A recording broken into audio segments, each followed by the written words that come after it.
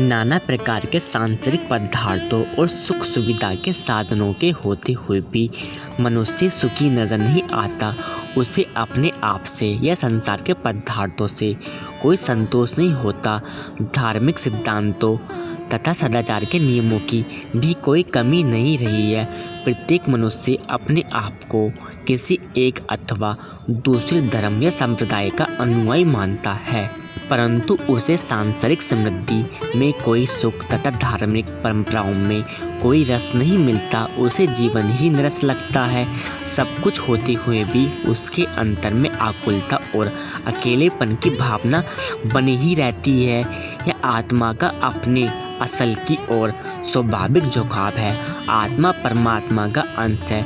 जब तक वापस जाकर वह अपने मूल परमात्मा में नहीं समाती, उसे सच्ची शांति प्राप्त नहीं हो सकती। मनुष्य जन्म का असली उद्देश्य परमात्मा की प्राप्ति है।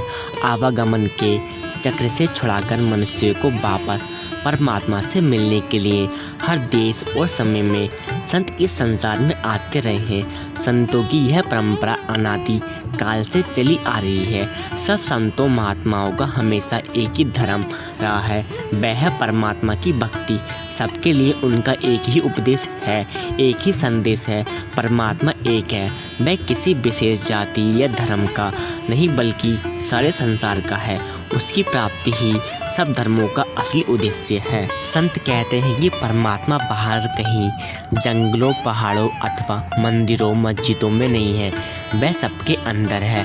बाहरी क्रियाओं, रीति रिवाजों आदि से न वह कभी मिला है, न मिल सकता है। उसको प्राप्त करने के लिए घर बार छोड़कर बाहर भटकने की जरूरत नहीं। संसार में रहते हुए संसार के कर्तव्यों को पूरा करते हुए हमें उसे अपने अंदर ही ढूंढना है और वह अंदर ही मिलेगा। अंदर जाने का भेद केवल संत ही जानते हैं और इस भेद को उन्हीं से प्राप्त किया जा सकता है। हमारी आत्मा अविनाशी है, परंतु इसके बारे में हम कुछ नहीं जानते। संसार और इसके समस्त पदार्थ नाशवान हैं, लेकिन इन्हें पाने के लिए हम दिन रात भाग दौड़ करते रहते हैं। मनुष्य अपने आप से बेखबर होकर मोह माया में उलझा हुआ है, विषय विकारों में फंसा हुआ है। इसलिए आज सारा संसार अशांत, बेचैन और आकुल है। जो कुछ भी दिखाई दे रहा है वह सब नाशवान है और यही छूट जाएगा। जो छूट जाने वाले अथवा नाशवान पदार्थ हैं वे हमें स्थिर रहने वाले प्रतीत होते हैं। जो नित्य है उसकी ओर हम ध्यान ही नहीं देते।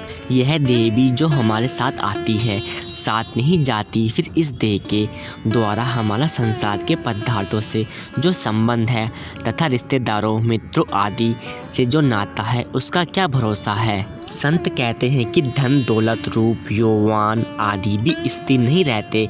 इन पर गर्व करना व्यर्थ है।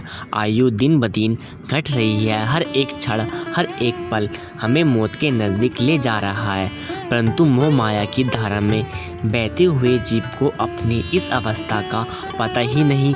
वह शरीर, घर बार और परिवार के बंधनों में उलझा पड़ा है और उन्हीं में सुख व शांति ढूंढ रहा है। परंतु जो नाजवान है उनका सुख किस प्रकार स्थायी हो सकता है।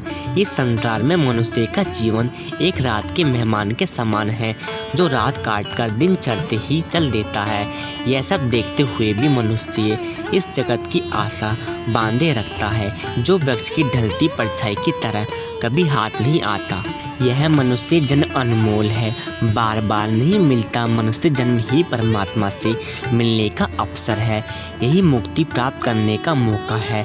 84 के चक्कर में चिरकाल तक भटकने के बाद हमें मालिक से मिलने का यह अवसर मिला है। संत पुकार पुकार कर कहते हैं कि इस अमूल्य अवसर का लाभ उठाओ।